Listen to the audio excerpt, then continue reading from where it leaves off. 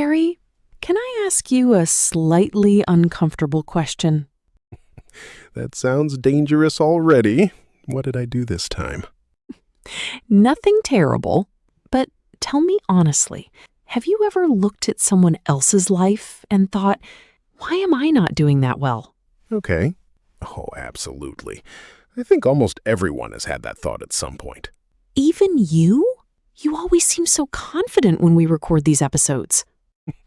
That is because you only see the version of me that sits in front of this microphone. So there is a secret Harry behind the microphone? There is a very confused Harry behind the microphone.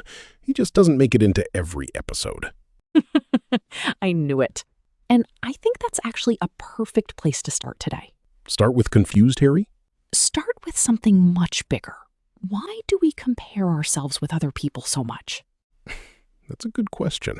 And honestly, social media makes it much easier. You open your phone for 5 minutes and suddenly everyone seems happier, richer, healthier, and more successful than you. Exactly. You see someone's new job, someone's vacation, someone's beautiful house, someone's perfect-looking family, and then you look at your own life. And your brain says, congratulations, you are officially behind everyone. Your brain can be very rude sometimes. Mine has a full-time job finding reasons to worry. But here's the interesting part. Today, we're not going to tell you to simply stop comparing yourself and move on. Because that sounds much easier than it actually is. Exactly. We're going to talk about why comparison happens, how it affects the way we think, and how we can focus more on our own progress. And we'll learn some useful English along the way. Yes. So if you've ever felt like you're falling behind while everyone else is moving forward, stay with us. And if that feeling sounds familiar, you're definitely not alone. Before we get into it, Harry, I have to ask you one more question. Why do I feel like these questions always get worse? Have you ever compared yourself with one of your friends? More times than I would like to admit. I remember one particular evening when I was scrolling through social media. What happened? I saw an old friend from school. He had started a successful business, traveled to several countries, and posted a photo from a beautiful hotel. And what was your first thought? My first thought was, wow, he's doing so much better than me.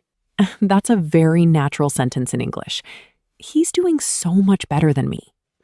Is there another natural way to say it? Yes. You could say, I feel like he's ahead of me in life. Ahead of me in life. I like that expression. It means you feel that another person has progressed further than you in some important area of life. And that's exactly how I felt. I wasn't thinking about my own progress. I was measuring my life against his. And that's the heart of comparison. But here's the strange thing. I didn't even know what his real life looked like. That's such an important point. I only saw one photograph. I didn't know if he was stressed, worried, lonely, or struggling with something. We often compare our complete life with someone else's highlight reel. That's a pretty unfair competition. Yes. And somehow we still manage to lose. Every single time. So let's start with a useful expression. Compare yourself to someone. For example, I often compare myself to my friends. Exactly. And you can also say, I try not to compare myself to other people. That sounds like something I should say more often. You probably should. Thank you for the emotional support. You're welcome. But Daisy, why do people compare themselves so much? Is it just because of social media? Social media can make it stronger, but comparison is much older than social media. People have always compared themselves with their neighbors, classmates, coworkers, friends, and relatives. So social media didn't create comparison. It just gave comparison a faster internet connection. That's actually a very good way to put it. I have my moments. We compare because we're naturally curious about where we stand. We want to know if we're doing well, whether we're making progress, and whether we're making the right choices. So, comparison isn't always bad? Not at all. Sometimes comparison can teach us something useful. How? Imagine your friend has a skill you admire. Instead of thinking, I'm not as good as her, you could think, what can I learn from her? That's a completely different question. Exactly. One question makes you feel smaller, the other can help you grow. So, instead of comparing my results with someone else's results, I can study their habits. Yes, you can turn comparison into curiosity. I like that. Turn comparison into curiosity. That's a useful mindset. But I think the hardest part is when comparison makes you feel like you're not good enough. That's where comparison becomes painful. You start asking questions like, why am I still here? Why haven't I achieved more? What am I doing wrong? And those questions can quickly become negative self-talk. Negative self-talk means the way we speak to ourselves in a critical or discouraging way, right? Exactly. For example, everyone is better than me, or I'll never be successful. Those sentences sound very powerful, even though they may not be true. That's the problem. When we're emotional, we can mistake a feeling for a fact. So, feeling behind doesn't necessarily mean I'm actually behind. Exactly. You might simply be looking at the wrong measurement. What do you mean by the wrong measurement? Maybe you're measuring your salary, but ignoring your experience. Maybe you're measuring your house, but ignoring your relationships. Maybe you're measuring someone else's biggest achievement against your ordinary Tuesday. Someone else's biggest achievement against your ordinary Tuesday. That's painfully accurate. Life rarely looks impressive on a random Tuesday. Especially if your Tuesday includes laundry and answering emails. Exactly. So maybe the real question isn't, am I doing better than everyone else? Right. A better question is, am I making progress compared with where I used to be? That's much healthier. And that brings us to another useful expression, make progress. To make progress means to move forward or improve over time. For example, I'm making progress with my English. Or, I'm not where I want to be yet, but I'm making progress. That's a powerful sentence for English learners. Especially because learning a language can make you compare yourself with other people. Have you ever done that? Of course. I hear someone speaking fluent English, and I think, why can't I speak like that? And what could you say instead? Maybe I want to learn from that person instead of comparing myself with them. Exactly. That's the shift we want. From jealousy to curiosity. From self-criticism to learning. And from competing with everyone to improving myself. Now that's a much better competition. But let's be honest, Daisy. Knowing that doesn't always stop the feeling. You're right. Understanding something and actually feeling it are two different things. I can tell myself, don't compare yourself. And then 5 minutes later, I'm looking at someone else's success again. Your brain can be very persistent. Especially when it thinks it's helping me. That's an interesting point. Sometimes comparison begins because we're trying to protect ourselves. Protect ourselves from what? From failure, from being left behind, or from making the wrong decisions. We look at other people because we want clues about what we should be doing. So my brain is basically checking the scoreboard. Yes, except life doesn't come with a scoreboard. And if it did, I probably wouldn't want to see mine. Most of us wouldn't. But what happens when someone close to you is actually doing better than you are? What do you mean by doing better? Maybe your friend gets promoted while you're still in the same job. Or your younger cousin buys a house before you do. Or someone you started learning English with becomes fluent much faster. Those situations can definitely hurt. Especially when you're happy for them, but you're also disappointed in yourself. And that's an important distinction. You can be happy for someone and still feel disappointed about your own situation. So those feelings can exist at the same time? Absolutely. You don't have to pretend you're completely happy when you're struggling. That's actually comforting. Instead of judging yourself for the feeling, try to understand it. How would you do that? Ask yourself, what exactly am I jealous of? That's a difficult question. But it's useful. Maybe you're not jealous of the person. Maybe you want the freedom they have. Or the confidence? Exactly. Maybe you want their skills, their opportunities, their lifestyle, or simply the feeling that they are moving forward. So jealousy can sometimes point towards something I want? Yes. And once you know what you actually want, you can make a plan. That's much more useful than sitting there and feeling terrible. Your sofa probably won't create a 5-year plan for you. Mine hasn't, despite years of waiting. Maybe you need a more productive sofa. I'll add that to my shopping list. Here's another useful expression. Feel left behind. It means feeling that other people are moving forward while you're staying in the same place. For example, sometimes I feel left behind when I see my friends succeeding. That's very natural. I think many learners can use that expression when talking about their lives. Yes, but remember that feeling left behind doesn't mean you actually are behind. Because everyone has a different timeline. Exactly. One person might get their dream job at 25, another might discover their passion at 45. One person might travel around the world at 22, while another person might stay home and build something important. And neither timeline automatically makes one person more successful. That's hard to remember when everyone seems to be moving so quickly. Then slow down your measurement. What does that mean? Instead of asking what you've achieved this month compared with someone else, ask what has changed in your life over the past year. That's a good idea. Maybe your English is better. Maybe you're more confident. Maybe you've learned a new skill.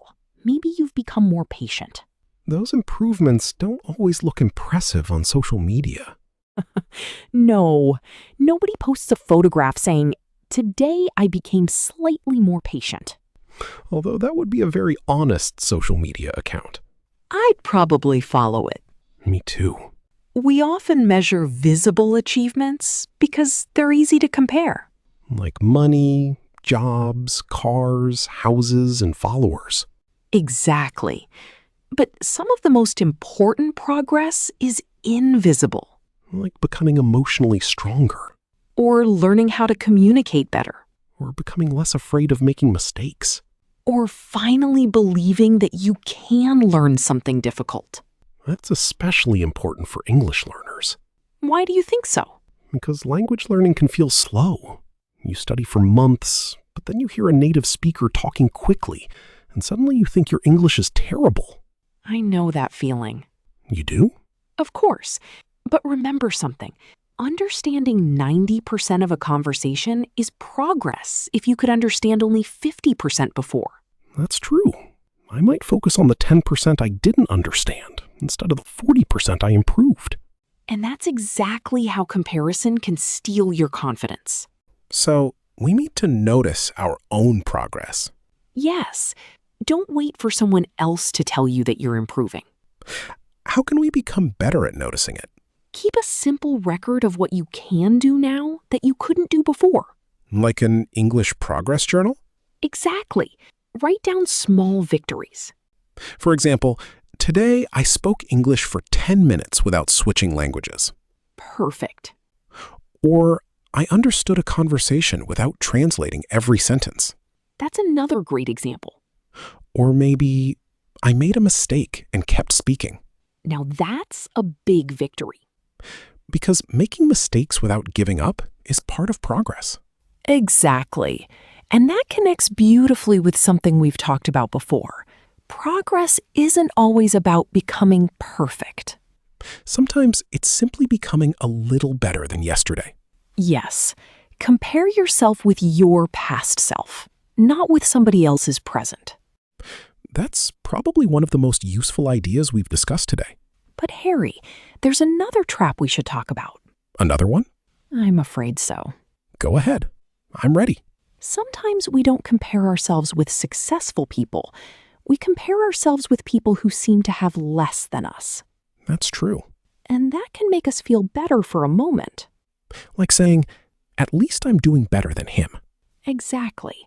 But that still keeps your attention focused on other people.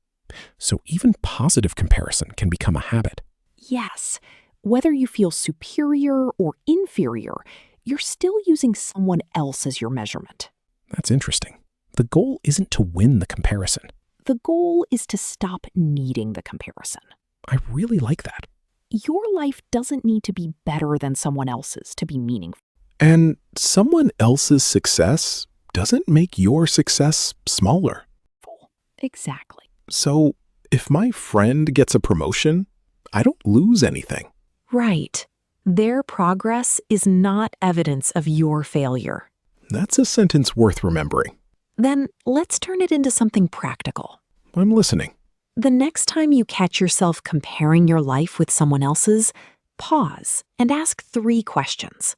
What are the 3 questions? First, what exactly am I comparing? Good question. Second, what does this comparison tell me about what I want? And the third? What small step can I take toward that goal? That's much better than asking, why don't I have what they have? Exactly. Change the question, and you can change the direction of your thinking. From why am I behind to what can I do next? Now you're thinking like someone who wants to grow. Look at me. I've become wise in one podcast episode. Don't get too confident. Fair enough. And that's something we'll practice in the final part. How to turn comparison into action. How to speak about these feelings naturally in English, and how to create your own small progress plan. So, Harry, imagine you open your phone tonight and see someone celebrating a huge achievement. My first reaction might be, why am I not there yet? Moment. And that's your moment to pause. What should I say instead? Try saying, their success is not my failure. Their success is not my failure. Exactly. Say it again, but this time, make it personal. Their success is not my failure. I have my own path. That's a much healthier way to look at it. I think the word path is important here. Because people don't start from the same place, and they don't have the same goals.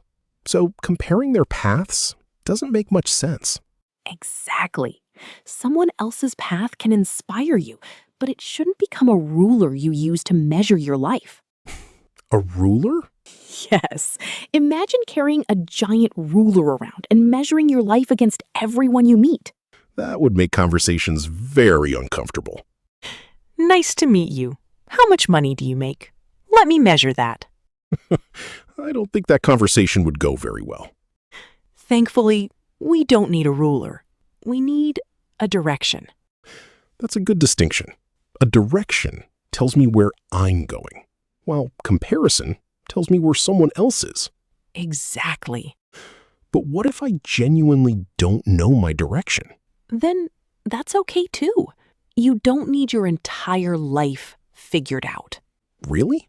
Really. Sometimes the next step is enough. So instead of asking, where should I be 5 years from now? I can ask, what can I improve this month? That's a much more manageable question. And manageable is another useful word for learners. Yes. Something manageable is something you can realistically handle or complete. For example, I want to set a manageable goal for my English. And a manageable goal might be speaking English for 15 minutes every day. Not, I will become fluent in 30 days. Unless you have discovered a secret language learning machine. If I discover one, I'll let you know first. Please do. I think unrealistic goals can make comparison even worse. How so? If I tell myself I must become fluent quickly, then I see someone speaking excellent English and feel like I'm failing. Right. But if your goal is to improve a little every day, you can recognize smaller victories. And small victories add up. Exactly. progress often looks boring while you're living through it. That's true. We usually notice progress when we look backward. Which is why looking backward can sometimes be healthier than looking sideways. Looking sideways? Looking sideways means constantly checking what other people are doing. So instead of looking sideways, look back and ask, how far have I come? Exactly. Let's make this practical for the listener. Good idea. If you're listening right now, think about something you can do today that you couldn't do 1 year ago. Maybe you can understand English conversations more easily. Maybe you can speak in front of other people with less fear. Maybe you have become better at handling difficult situations. Or maybe you simply know yourself better than you did before. Take a moment and choose one thing. You don't need a huge achievement. Choose something small and real. Now say this sentence aloud. I'm proud of the progress I've made. Go ahead. Say it slowly. I'm proud of the progress I've made. And if that sentence feels difficult, that's okay. Try, I'm learning to appreciate my progress. That's a powerful habit. What if someone listening says, but I really haven't made much progress? Then start smaller. Maybe your progress isn't an achievement yet. Maybe it's a decision. A decision? Yes. Deciding to keep learning is progress. Deciding to practice again after making a mistake is progress. Deciding not to give up is progress. Exactly. I think we sometimes expect progress to look impressive. But real progress can be quiet. Nobody may notice it. And that's okay. You don't need an audience for personal growth. That's a beautiful sentence. Personal growth doesn't need applause. It just needs consistency. Exactly. Let's talk about another situation. What should I do when comparison happens with a close friend? First, don't turn their success into a personal attack. Even if I feel jealous? Especially then, notice the feeling without letting it control your behavior. So I can admit, I'm feeling jealous. Yes, being honest with yourself is healthier than pretending you don't feel anything.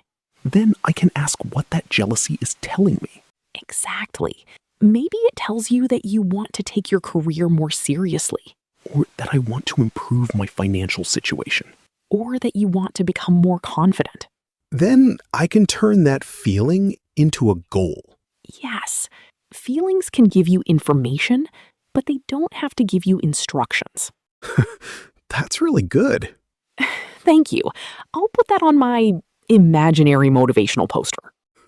Please don't put it above your desk. Too late. So let's review some useful English from today. Good idea. First phrase, compare yourself to someone. I try not to compare myself to other people. Second, feel left behind. Sometimes I feel left behind when I see my friends succeeding. Third, make progress. I'm not perfect yet, but I'm making progress. And one more useful phrase, focus on your own path. I'm learning to focus on my own path instead of comparing myself with everyone else. That's an excellent sentence. And I think those phrases are useful far beyond English learning.